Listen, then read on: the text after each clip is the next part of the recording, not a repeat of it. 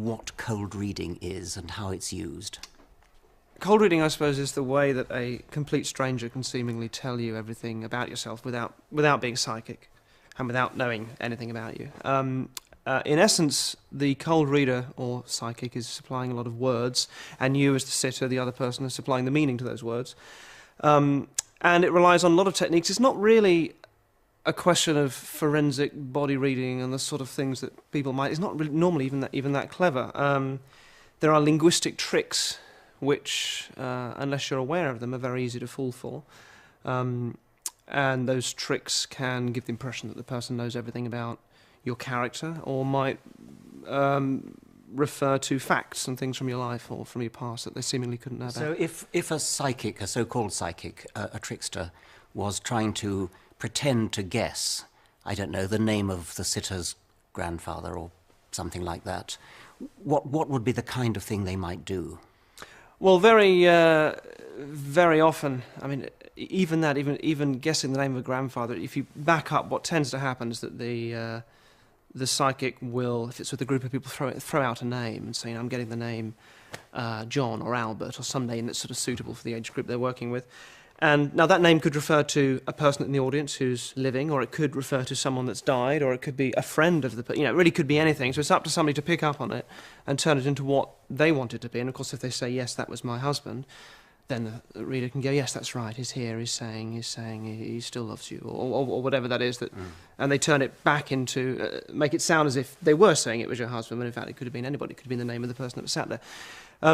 The kind of methods that involved, the Barnum statement's very sort of famous and well known about, and there's a great experiment. Remind us what the Barnum... Yeah, well, there's a terrific experiment that was done on this with students. I've filmed this myself. We did it with 3 different groups of people across the world, where you have everybody in the group is given a reading, a personality reading, and normally beforehand there's some nonsense about asking for their birth date or getting some objects off them. That, so there's some sort of process apparently involved, and they're given a reading, and it's a long reading. It's a very detailed personality reading, and they all get one individually. They're all asked to read it. And invariably, they will all say afterwards that it's very, very accurate, that it was not at all vague or ambiguous of what people might expect. And they'll give it 85, 90, 95% accuracy. And I've seen this happen, and people are amazed by it. And then you get them to swap with each other. And so perhaps you can identify someone else by their reading, then they realise they've all been given exactly the same thing. Which was written months ago before I even met them, And the statements that fill those sorts of readings are generally Barnum statements. And Barnum statements are things which essentially apply to anybody. This is only part of the cold reading skill, but it's a major part of it. It comes from P.T. Barnum, the circus proprietor, who said, we have something for everybody. Something for everyone, that's right. Okay. And famously, a sucker was born every minute. So these are statements along the lines of...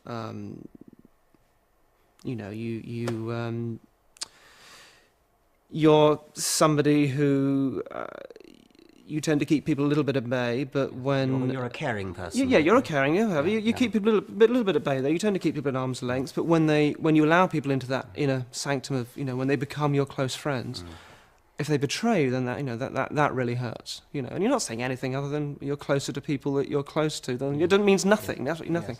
Yes, and horoscopes are the same. I mean, they use the same principle. Because those things have to apply to anybody, because there's no interaction going on. A horoscope or something given, when everyone's getting the same thing. There's no feedback, so you're simply relying on things that apply to anybody. What you can do when you're interacting with somebody is you can fork off from one way or another. Be careful how I say that. You can go one way or the other depending on the response you get. So if I said to you that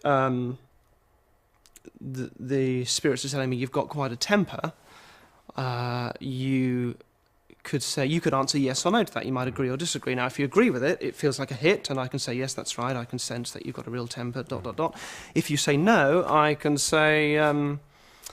Well, not on the outside. I mean, what you've done is you've learned how to sort of keep that very contained, but inside you'll be aware that there are some things that really kind of knock you up and make you very angry, but what's great about you is that you've learned to control that on the outside. It still feels like a hit.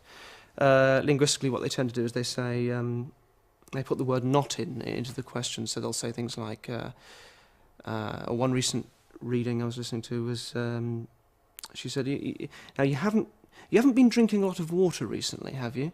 And by phrasing it in the negative, it allows a yes or no to be a hit. And the answer was no. And she said, well, you should do. The Spirit's telling me you need to be drinking more than you are. You haven't been drinking much. And it sounded like a hit. Equally, if the person said yes, it would have seemed like, yes, they're telling me, either way.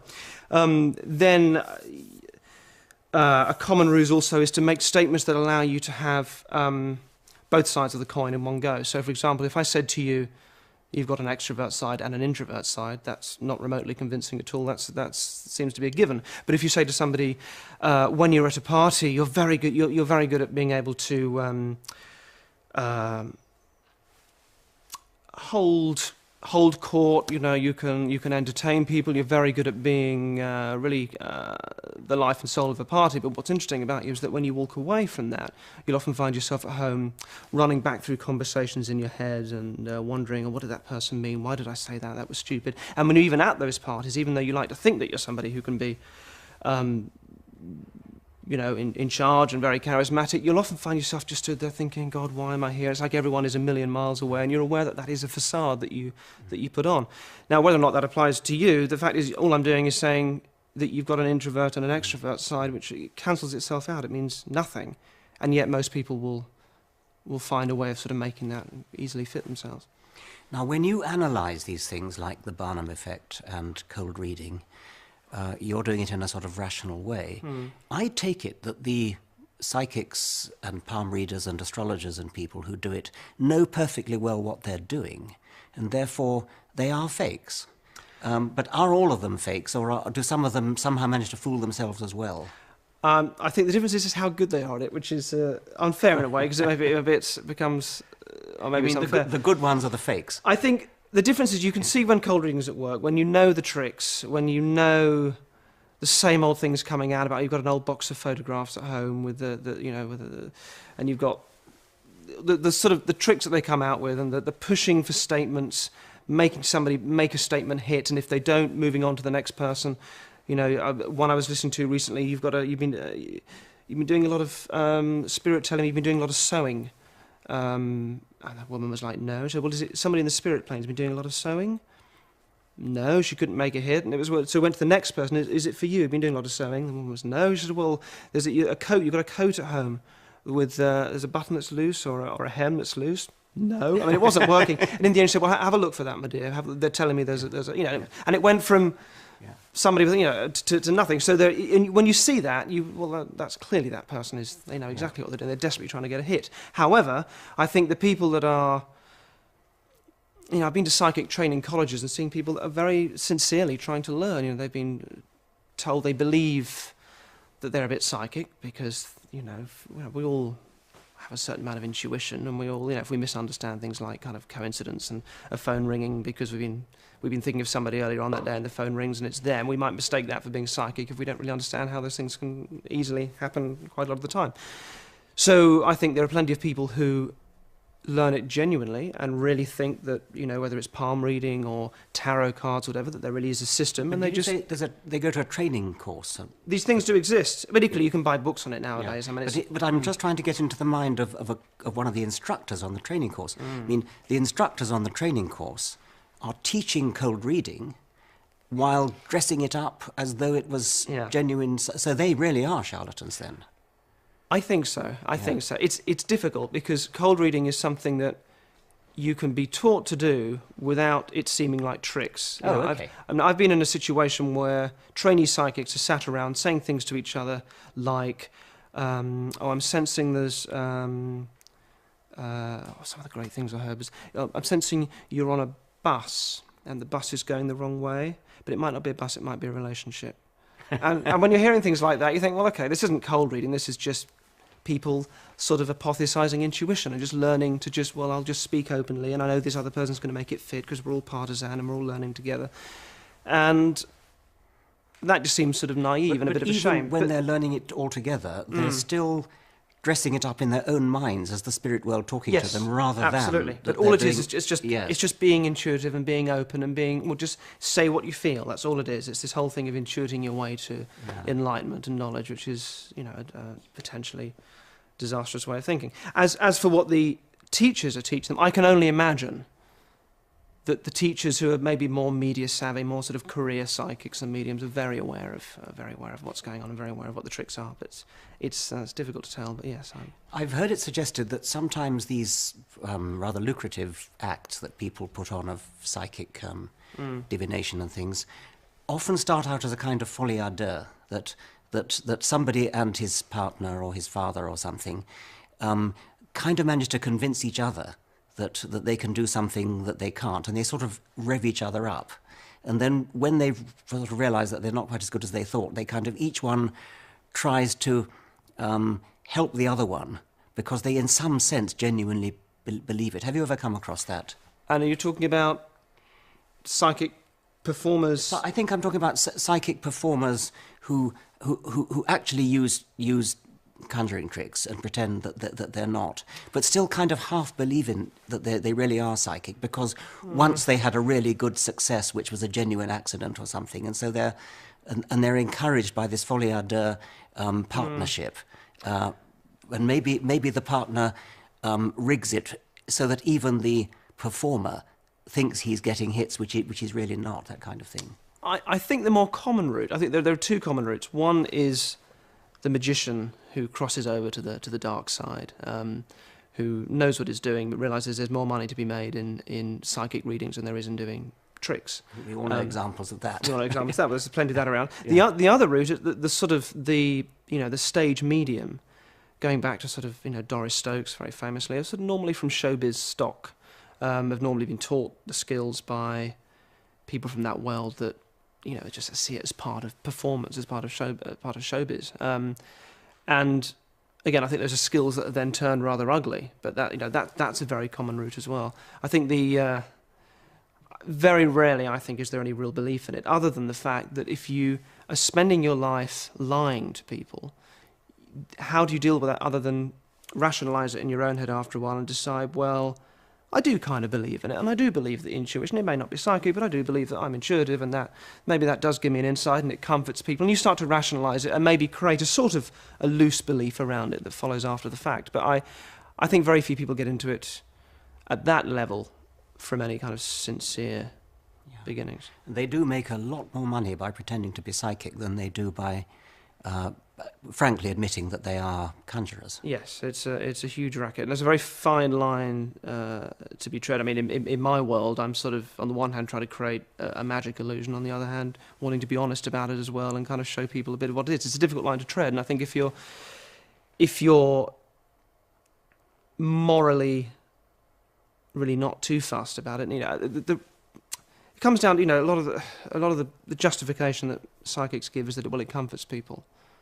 And my feeling on that is, well, if they're lies, who are you to decide that your lies are what people need to hear to comfort them? And I think it's a twisted logic.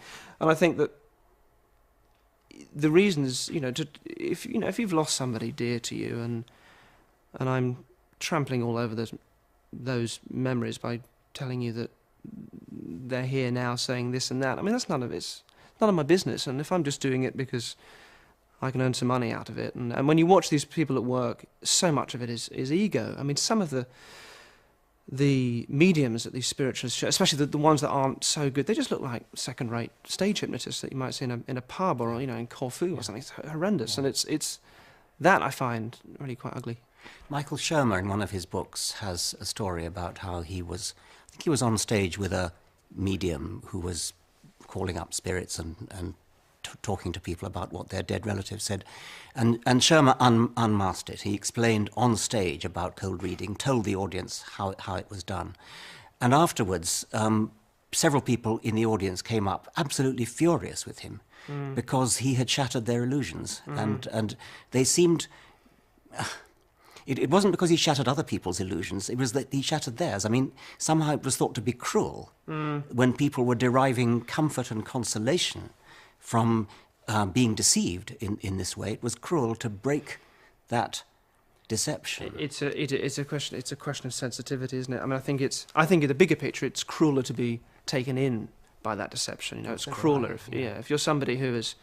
I've known cases of people that have lost a child that's so dear to them, and they cannot get over the fact they've lost the child and become addicted to these charlatans, for want of a better word, and that to me is as cruel as it can be. Now, how you handle, I don't see it as a mission to, turn every believer into a non-believer, but I think it's important to get that message out so people can take it on board and understand it and have more information, because if you have more information you can make better decisions.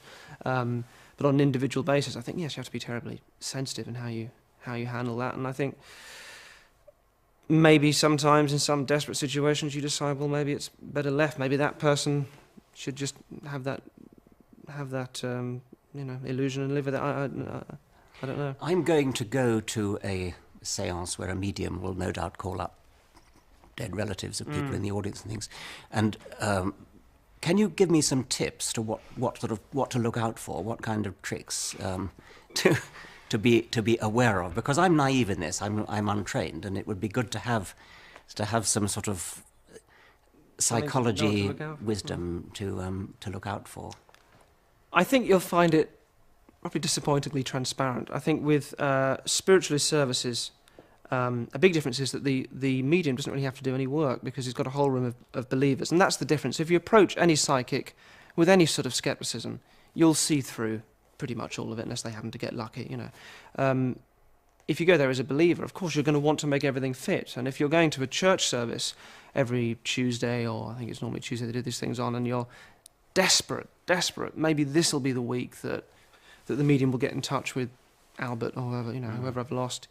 You'll do everything to grab at it. So they don't have to really do a lot of work. And if it's something you also have to be aware of, if it's a group that the medium is familiar with, he'll know a lot of their stories already. And a very common thing with TV psychics is that when the cameras are off, they have a chat with people in the audience and find out who would like someone to come there, anybody I should be looking at. As transparent as that, is it? I mean, they don't even have stooges in the audience to even do it themselves. What they often do is they bring their own clients with them.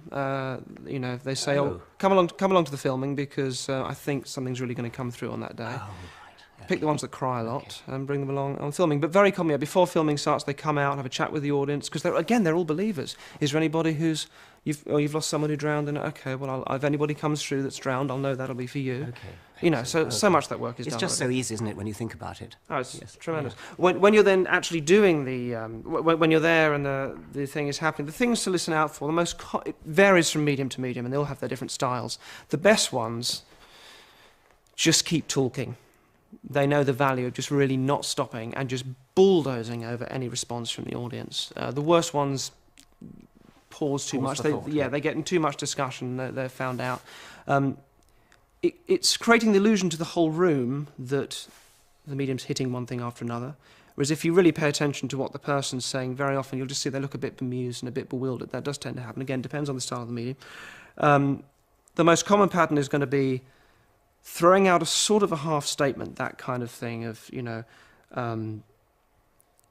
have you lost, maybe throwing out a name is the simplest thing. I'm getting the name Albert. Does that mean anything? Can anybody find that for me? Albert, someone over here, or is it the lady over there? Then, and then the person in the audience will supply the information back. Yes, that was my husband. Okay. And then you get the medium will add that information. Now she knows it's the husband, whereas it could have been anything. It could have been the name of the person in the audience, Albert. It could have been a friend of yours in the audience. It could have been someone that died. Could have been anything.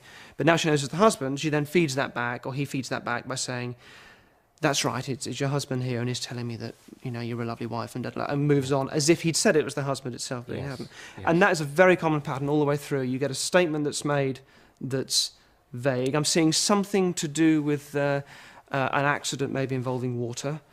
You go, yes, that's right, when I was young. And he goes, that's right, he's showing me when you were a kid, and he's saying that he was, even there, he was there looking after you even when that happened. And you're amazed that he's picked up on this memory. Or you say, yes, that's right, the dead person died because of an accident in water, and then I'll say, yes, that's right, he's telling me that that's how he passed away, that he drowned, and I'll turn whatever you say.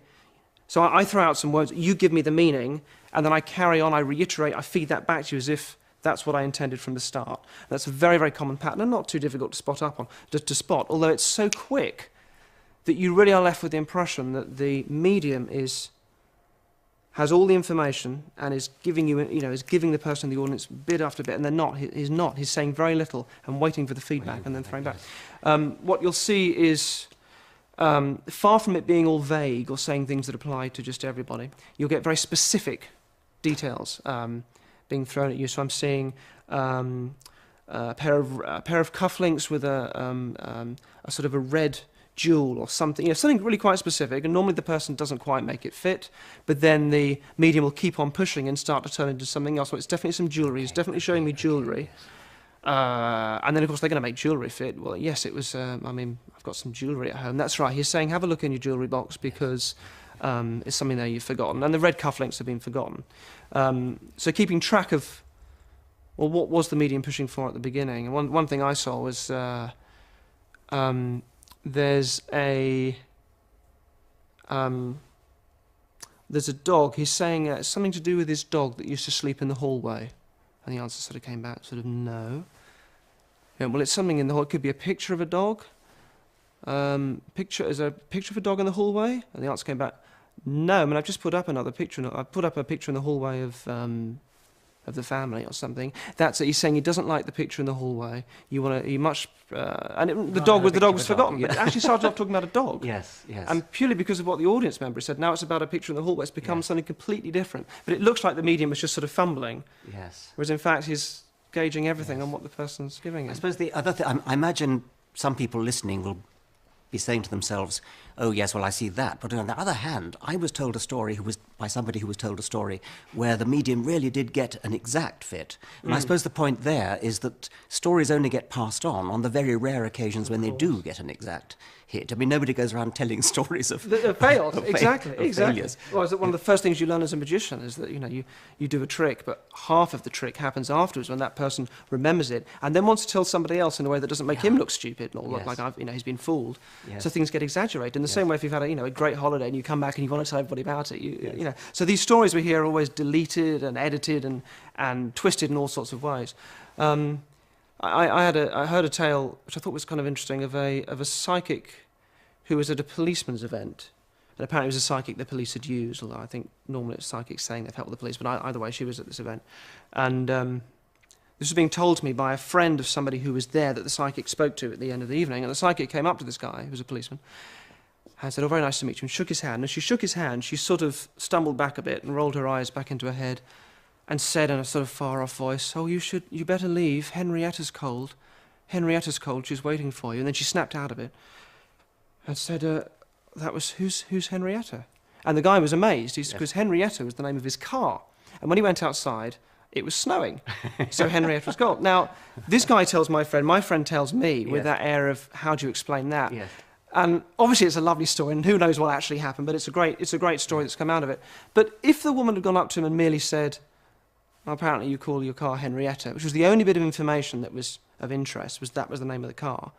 Somebody comes up to you and says that, you just go, "Oh, who told you that?" Obviously, presumably loads of people at the event knew that, he's a policeman, he's called his police car a name, they presumably know that. Yes. So it's not a big deal, the fact that she would know that or might have found it out. But because of how she presented it, through nothing other than showmanship, it made the difference between a non-event that would be passed over and a massive event for this guy that has presumably changed his belief on a lot of things. And he goes around telling other people. Goes around telling other people and etc. During the making of this programme, I've talked to a number of psychics and palm readers and people like that who've sort of done me. And what slightly disappointed me is that they got spectacularly bad results. I mean, I thought at least they'd be good at it and that they would sort of get a reasonable number of hits. And bearing in mind that what they are is like some kind of conjurer. I mean, if a stage conjurer scored as many misses as these people, he'd be booed off the stage. And yet, because they bill themselves as psychics rather than conjurers, paradoxically, they're given more latitude, they're given more license to fail than if they were taking rabbits out of a hat or sawing women in half or something. Yeah. So there's a sort of paradox there. Well, this, despite the fact that extraordinary claims demand extraordinary proof, so yes. you'd imagine that it would be they'd have a much harder job. Whereas the reality is they have everything stacked in their favour. They tell you that it's not an exact science. That some of this may not work, and all I do is I get a sense of this, and you'll help me make that fit. And if it doesn't work, then they make no promises for a start, which is a very odd thing from the outset. Don't know what they're claiming if they can't make any promises. And then they come out with various things, and you make them fit or don't fit. And if you're not really making them fit, if you're not playing the game, then you're blocking the energy, and you're sort of yes. it's your I fault. did a couple of psychics who are quite famous on television and things, and one after another they gave up. They would. I mean, the first one started talking about my father, and they said, "Your father in the spirit world is very sorry that he didn't manage to say goodbye properly." So I sort of strung her along for a bit before letting her know that my father is in fact still alive at the age of 91. At that point, she just gave up. She said, "Sorry, it isn't working. The spirits aren't coming through. I'll just have to stop." And nothing would persuade her. I've been making it up until this point, because what had been coming through if it wasn't the spirits? Quite, yes. Yeah, if you don't play the game, you'd think if it was real, you'd at least be able to sit there quietly, and they'd be able to do it without needing any sort of feedback. You'd feel you wouldn't have to play the game as the sitter, but you do have to play the game, and if you don't, it's your own. The other thing I noticed is one of the people I went to see was a psychic who asked to have my watch, which he held in his hand to get the spirit vibrations out of the watch, etc. And then he turned up some tarot cards, and then he went through a really rather stunning series of misses. Almost everything that he got wrong. He got some elderly relative beginning with the letter G, something to do with the advertising profession. Total miss. I mean, no suggestion. Then he got an elderly woman beginning with E. Well, that was a sort of hit because my grandmother's name began with E. That's incredible. And he, and it is the commonest letter in the alphabet. Yeah. And he said that she kept lots of cats, and so I was able to tell him that she absolutely hated cats. They were the one thing she abhorred. Yes, yeah. Anyway, it went on, and it was all a total set of failures. And then I was afterwards told at the end that he told somebody else that he'd done really well and that he'd got lots of hits, and I think he believed it. Maybe for him that was a... Yeah, I mean, it was the best readings ever But I mean, done. so that there's an element of self-delusion as well as just deluding the punter about this. I think, well, given that the whole skill seems to be not about comforting people, I think that was rubbish, although they say that. It's about getting hits. It's about hearing yes, yes, yes. So it's a strange sort of ego thing. And getting money for it. So, so I think it's not surprising that sort of self-delusion happens, and that people after the event will say, yes, that went extremely well, and shamelessly, publicise themselves as helping the police solving this murder and that murder when they've done nothing other than presumably just rang up and say, do you want any help? No. Nonetheless, I aided police. That is self-delusion, but it's self-delusion born out of this sort of, I think, just this sort of ego need that runs behind it. It is odd. How do people get started in a profession? Do they come out of show business, or does it run in families, or what? A lot of the sort of stage mediums, successful career mediums, going back to Doris Stokes, who was famous a while ago, and even quite a few around nowadays come from show business stock, and have learnt their skills undeniably from... I know the teacher of one of the very famous modern psychics who's absolutely taught them as fraudulent techniques and is upset with him for passing them off as real. I won't say who it is, but, and the other route is from magic, from being a magician and getting into the area that I'm into, which is sort of the sort of psychological mentalism, it's called, but then realising that you can step over the line and pretend to be doing it for real, and there's a lot more money in that. So there is more money if you pretend to be something that you're not. There's the moment you're saying it's real. The moment you say it's real, you're tapping into something enormous in people. Yes. And there's also the paradox, which we talked about before, that you're then subject to actually less scrutiny. Less scrutiny, less need for proof. You don't have to sort of show that you've got nothing up your sleeve, because people aren't primed to suspect that you have got something up your sleeve, and so you can have any number of magnets and wires and things, anything you causing like, bangs and bumps and things, which a stage magician wouldn't be allowed to have, because or at least he'd have to conceal them slightly better. You have to work a lot harder when it's just tricks. So it's a kind of win-win situation, really. You win more money, and you have to do less good tricks in order to win it. You stack everything on your side from the start. You make no promises, and if it doesn't work, you can just say it's the person's fault for not... either it's a bad day, or the spirits have left you, or the person's blocking the energy. There was one discussion I had when we filmed something along these lines that we didn't end up using because they were just so terrible. Was a discussion between a guy who was just our control subject, so he was neither being difficult or just being honest, and a psychic who said to him, "Now I'm sensing you live you either live on your own or you live with other people. And he said his response was, I don't know, can you be a little bit more specific? So she reiterated, well, it's either on your own or with a group of people. And again, he said, well, I'm really not sure what you mean, can you be more specific? At which point the instructor intervened, quite chippily, and said, look, you either live on your own with other people, which is it?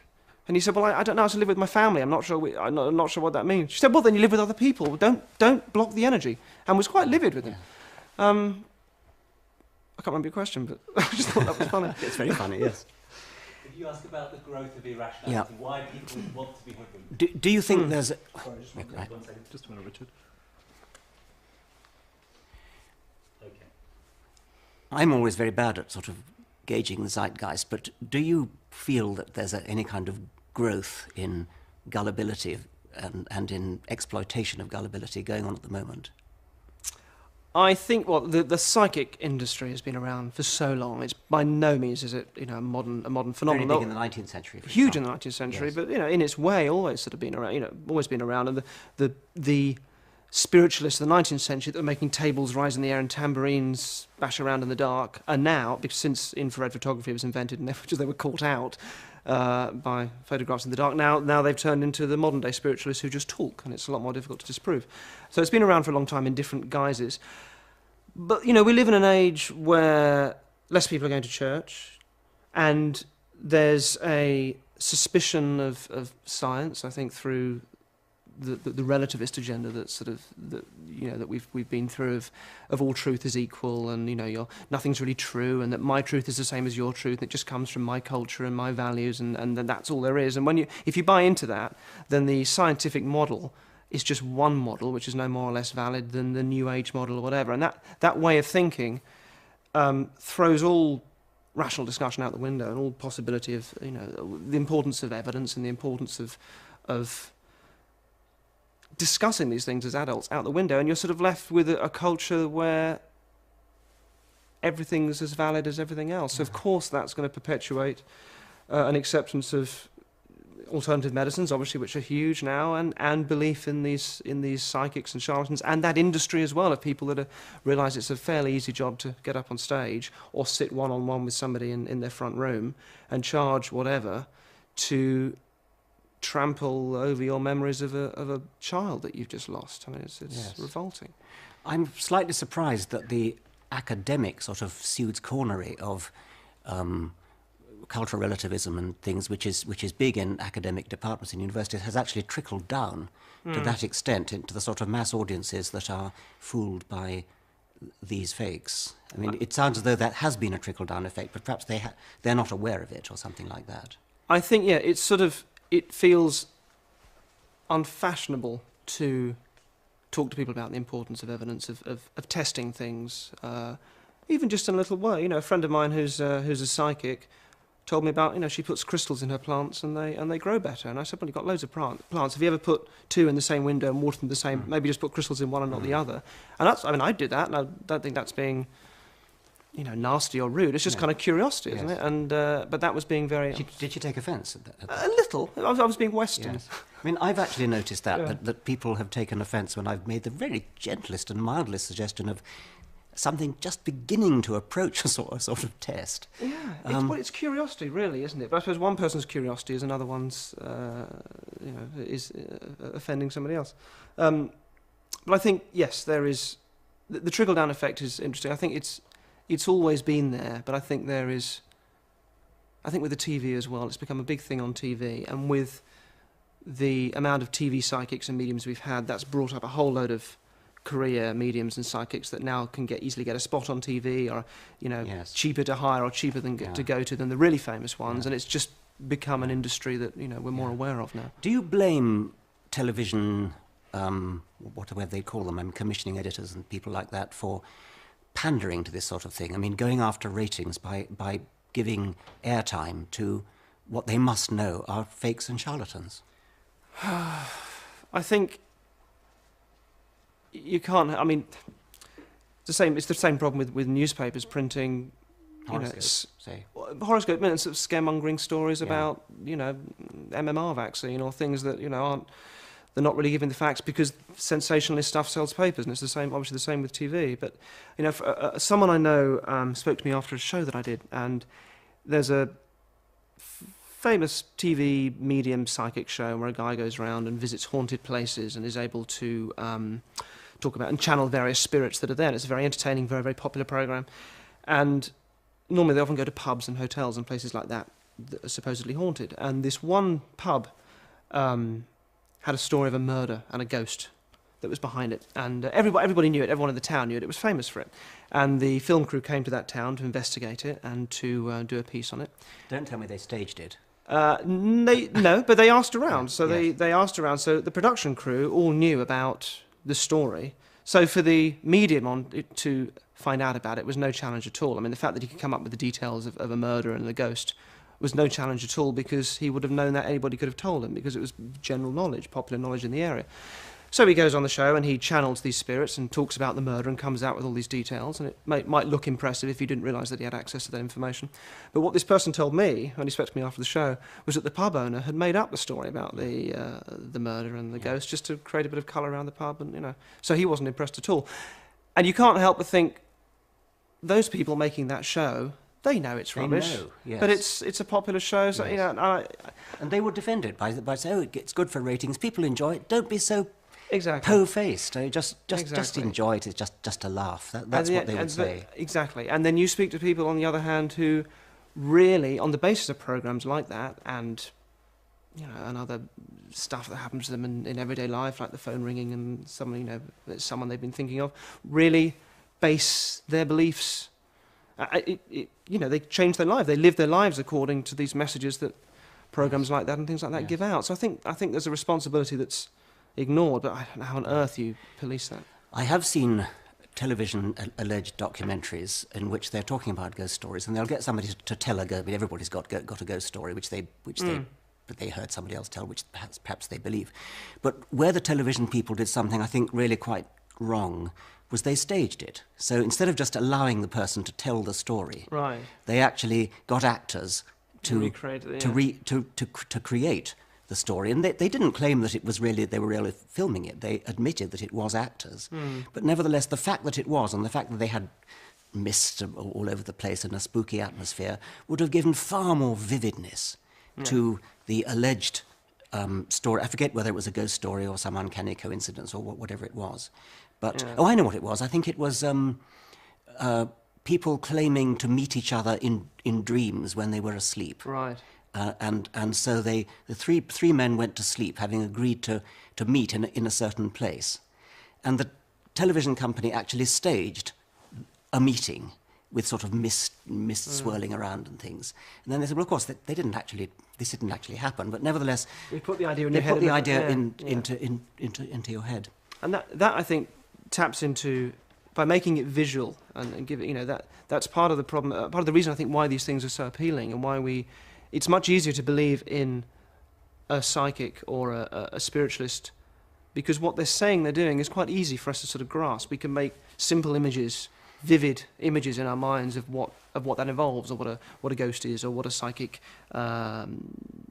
piece of psychic phenomenon is. It's much easier for us to visualize that and see that than the more complicated and interesting reasons behind it. And unavoidably, because who we are as people, and the way we like to form patterns quickly, and we need to in order to move on and have those patterns as part of what we understand about how the world works, we fall for it, and we fall for it because it's easy and appealing, and it's a very difficult thing to get round, because you can explain and you can explain, but those explanations are less appealing to the mind. They don't create vivid, colourful pictures and then they. The great Carl Sagan was always being approached by people who claimed to have been abducted by aliens. And he made a rather telling point that if he were ever abducted by an alien, he would immediately, since they obviously are brilliant mathematicians and physicists, or they couldn't possibly have got here in their spaceships, he would ask them scientific questions, or he'd ask them, please prove Fermat's last theorem or the Goldbach conjecture. But not a bit of it. The only thing the aliens ever talk about is things like, we must be good to each other, and things like that, which is totally unoriginal. And it occurred to me that if I were to listen to a medium calling spirits of the dead. Wouldn't you, I mean, if you're talking to a dead person via a medium, wouldn't you ask them things like, well, what's it like being dead?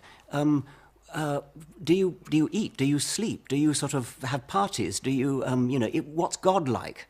All those sorts of questions. But it's never that. It's, oh, well, tell him I miss him. Yeah. The dog misses him.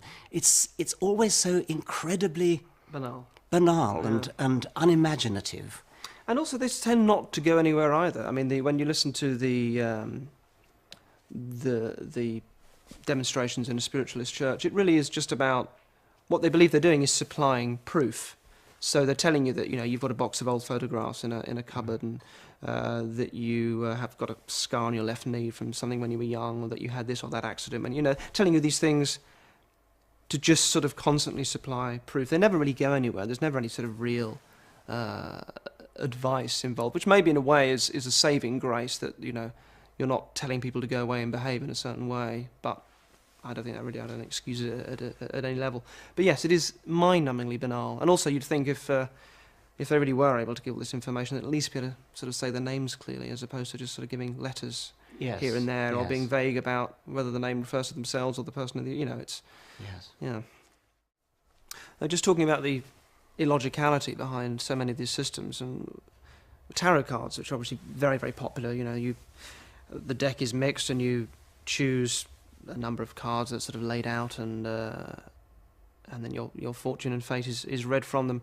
Of course, the interesting conundrum there is that if you did the same thing 5 minutes later, you'd pick out very different cards. So presumably your fate and the reading would be necessarily very different if it's relying on those cards. 5 minutes later, it would be completely different. And when there have been questions about this, the answer is, oh, well, that's because your fate changes from minute to minute.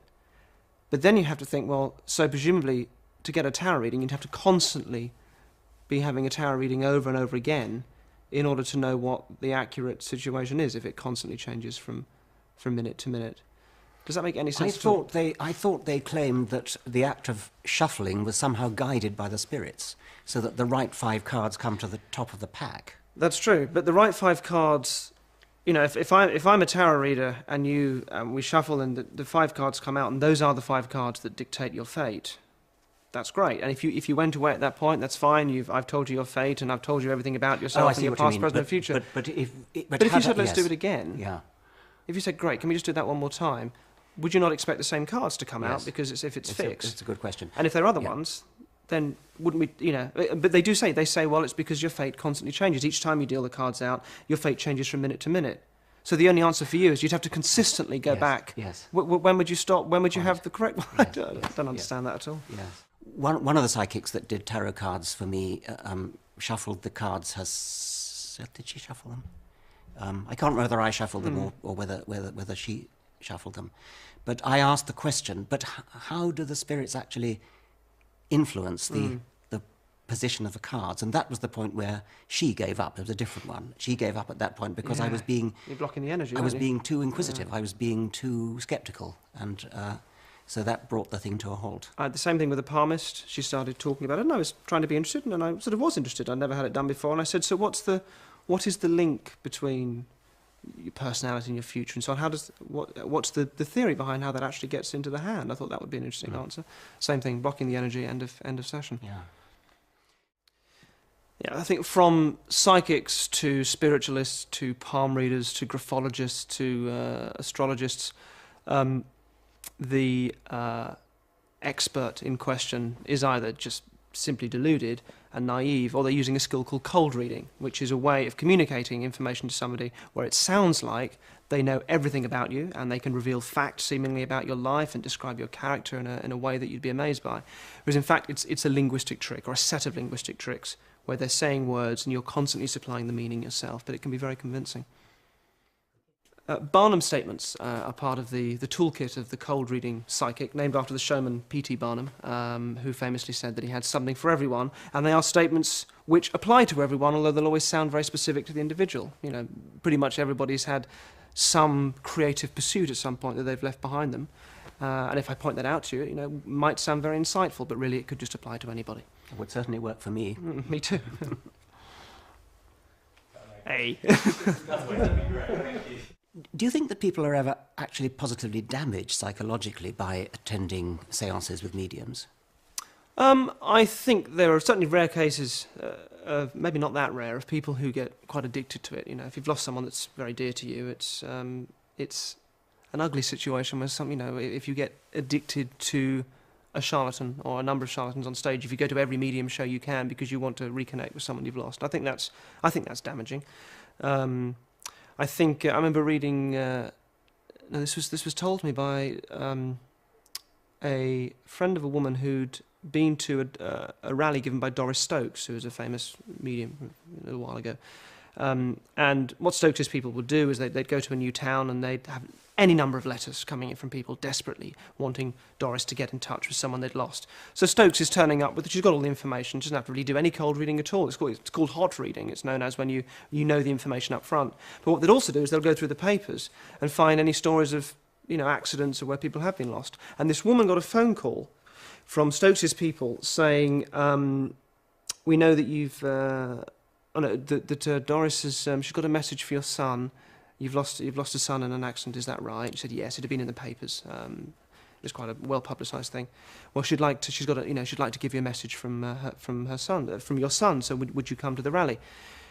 And this woman, well, she can't just give me this message on the phone. Well, no, she'd really like you to come to the rally where the spirits are. Okay, so this woman turns up, and they also said to her on the phone, would you wear like a red top or just something so she knows to identify you, so she knows where you are? We've got you a really nice seat near the front.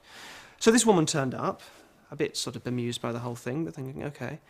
And during the show, after Stokes had had a few misses, and needed to lift it a bit, she said, oh, there's a lady over there in the red jumper over there, and there's a lovely lad coming through to me now. He said he died, and he was just son. It was a drowning, wasn't it? Is that right, my love? Is that right? Yes. She's going, yes. Oh, she stands her up. Yes, that's right. Oh, he's just saying, oh, it was terrible, but he loves you, and you're not to feel bad about it. You're not to blame yourself. And then goes over there. And the audience are amazed because it looks like she's just been able to... But this woman felt so violated. Mm. It was such a transparently Why didn't she blow vile... the whistle? Why didn't she spill the beans? Because she's in front of... I don't know, 2,000 or 3,000 people that have attended it. And it's confusing. It's one of those things that, at the time, I think it's just confusing. It's like, okay, where's this going to go? Oh, is that it? All right. And maybe it's only afterwards, maybe, that you kind of think... But she could have written a letter to the local paper or something. I don't know. I don't know what she did, as it was a friend of hers that told me the story. But I think there's no doubt that for a lot of people, because it really isn't always that convincing, it can be very ugly. Actually, even if she had blown the whistle, I've just remembered a story of James Randi about how he unmasked a psychic who was using he had a earpiece, right, and he had somebody talking to him by radio, who was feeding him information that he was getting from the back of the room, and Randy actually got an engineer to intercept the radio frequency, and so he actually had a film which was shown on national television in America of this bogus psychic. Calling spirits out and saying, I'm getting so-and-so, and getting uncannily accurate information. And all the time, the television audience was hearing the prompting voice that was going into the earpiece. They were hearing it. I see, right, yes. The man should have been completely destroyed. And what happened, he went on with his career as if nothing had happened. It's as though people just don't want to know. They don't want these people to be unmasked. And if they are unmasked, it's almost as though they just go into denial and cut it out. Or maybe there are enough people out there who just hadn't seen that television show and so didn't know that he'd been unmasked. But that particular charlatan to this day, according to Randy, is doing a brisk trade despite an unmasking which could not have been more devastating, you would have thought. I think, psychics are going to be no strangers. Where does your scepticism come from? Well, in terms of sort of my history, I used to be a very devout Christian when I was younger, but didn't have a Christian family, didn't have Christian friends. But I had one good Christian friend, but it came from a Bible reading class when I was young. It was a sort of unpleasant childhood indoctrination. But because I grew up without a Christian peer group, when I got to university, it was relatively easy for me to kind of sort of think my way out of it in a way, to sort of start to challenge it and not feel too much guilt. I mean, and I started to learn hypnosis at the time. That was the first stepping stone to what I'm doing now. And I had all these Christians terribly upset and offended that I was doing it because it sort of ushered in demons, as far as which to me, I kind of thought, well, if you believe that God created us, surely the mind is the pinnacle of that creation. So why looking at the mind in any way would be seen as demonic and a bad thing? I didn't really understand, let alone, if you don't understand hypnosis, how can you say it ushers in demons? And I know I understand it better than they did. So that was a strange kind of, I realised there was just this fear issue with anything that was misunderstood. And the New Age industry at that time was really blossoming, and it was a real bête noire to the fairly rabid pastors that I had and saw at churches. But because at the same time I was getting into magic, and through magic realising how things like tarot cards and psychics really work, and that there's nothing mystical about it that could therefore be seen as dangerous, but it's just simply just sort of rubbish and charlatanism and psychology at work. Two things happened. One, I realised that I talked to psychics, and I'd listen to their sort of circular belief, and I'd think, well, I am just doing exactly the same thing as a Christian. The only difference is it's easier to sort of laugh at them because it's a fringe belief, whereas my belief is so much more endorsed institutionally that it's more respectable.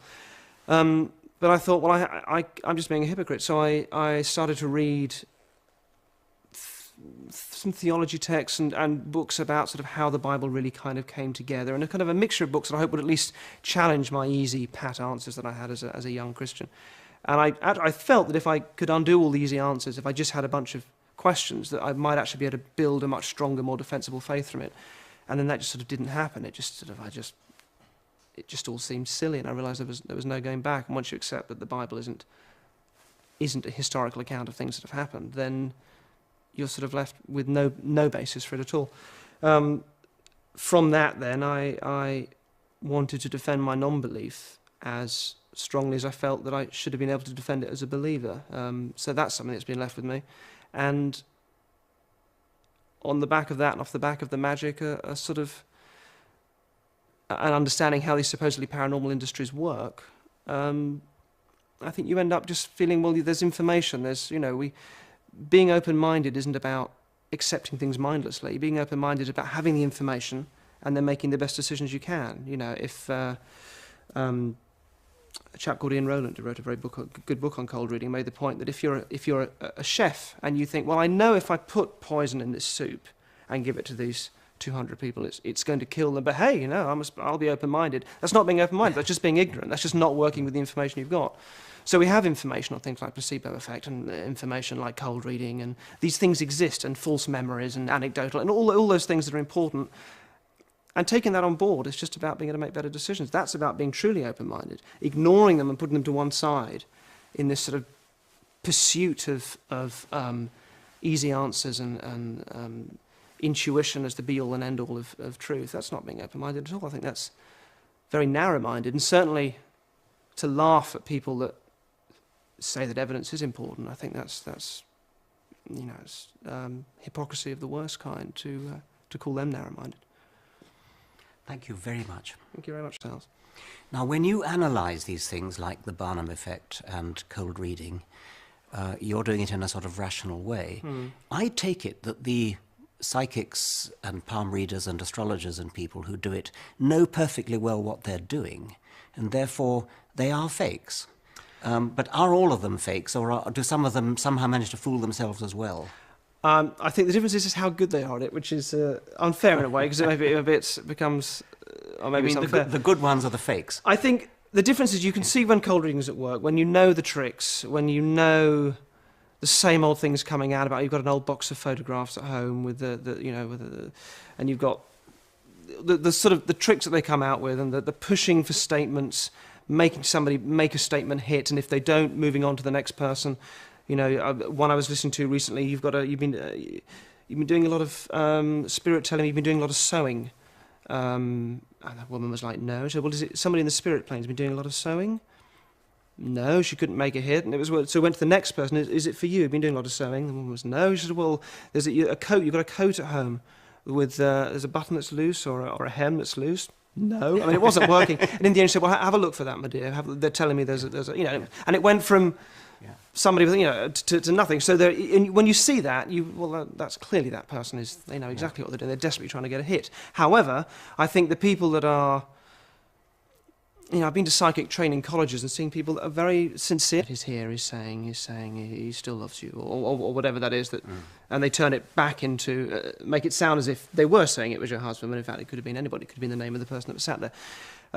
The kind of methods that involved, the Barnum statement's very sort of famous and well known about, and there's a great experiment. Remind us what the Barnum... Yeah, there's a terrific experiment that was done on this with students. I've filmed this myself. We did it with 3 different groups of people across the world, where you have everybody in the group is given a reading, a personality reading, and normally beforehand there's some nonsense about asking for their birth date or getting some objects off them. So there's some sort of process apparently involved, and they're given a reading, and it's a long reading. It's a very detailed personality reading, and they all get one individually. They're all asked to read it.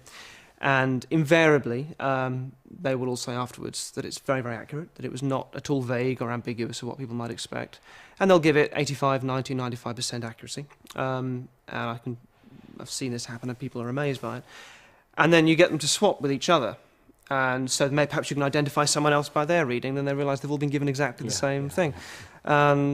Which was written months ago before I even met them, And the statements that fill those sorts of readings are generally Barnum statements. And Barnum statements are things which essentially apply to anybody. It's only part of the cold reading skill, but it's a major part of it.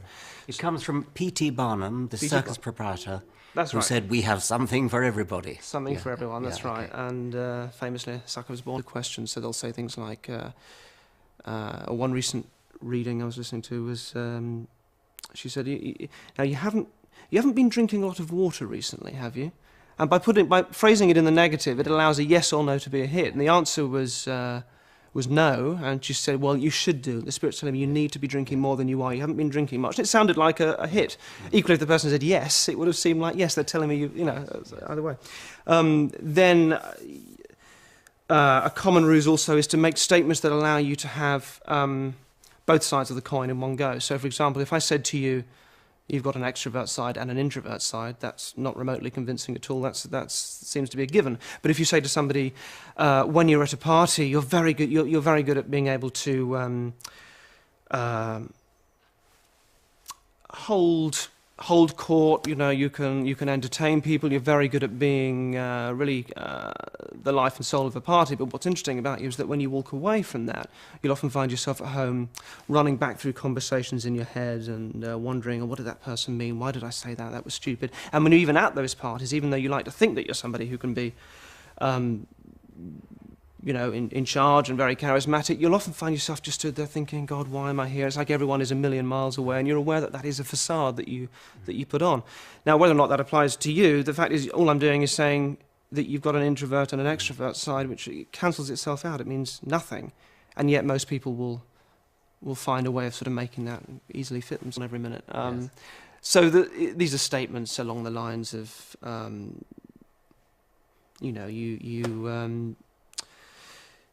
you're somebody who you tend to keep people a little bit at bay, but when you're a caring person, you're a caring. You keep people a little bit at bay. There, you tend to keep people at arm's length. But when you allow people into that inner sanctum of when they become your close friends. If they betray you, then that really hurts, and you're not saying anything other than you're closer to people that you're close to. Then it means nothing. Absolutely nothing. Yes. And horoscopes are the same. I mean, they use the same principle. Because those things have to apply to anybody, because there's no interaction going on. A horoscope or something given, when everyone's getting the same thing. There's no feedback, so you're simply relying on things that will apply to anybody. What you can do when you're interacting with somebody is you can fork off from one way or another. Be careful I say that. You can go one way or the other depending on the response you get. So if I said to you that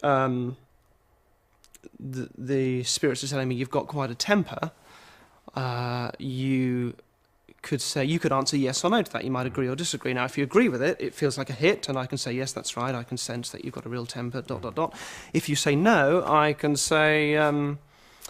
Well, not on the outside. I mean, what you've done is you've learned how to sort of keep that very contained. But inside, you'll be aware that there are some things that really kind of knock you up and make you very angry. But what's great about you is that you've learned to control that on the outside. It still feels like a hit.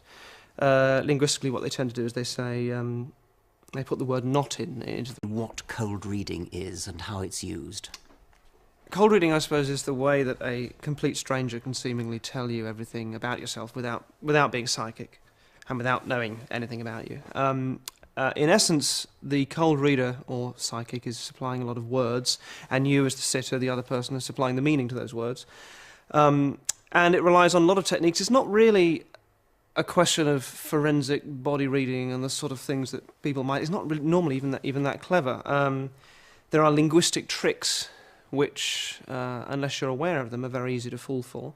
And those tricks can give the impression that the person knows everything about your character, or might refer to facts and things from your life or from your past that they seemingly couldn't know about. So if a psychic, a so-called psychic, a trickster, was trying to pretend to guess, I don't know, the name of the sitter's grandfather or something like that, what would be the kind of thing they might do?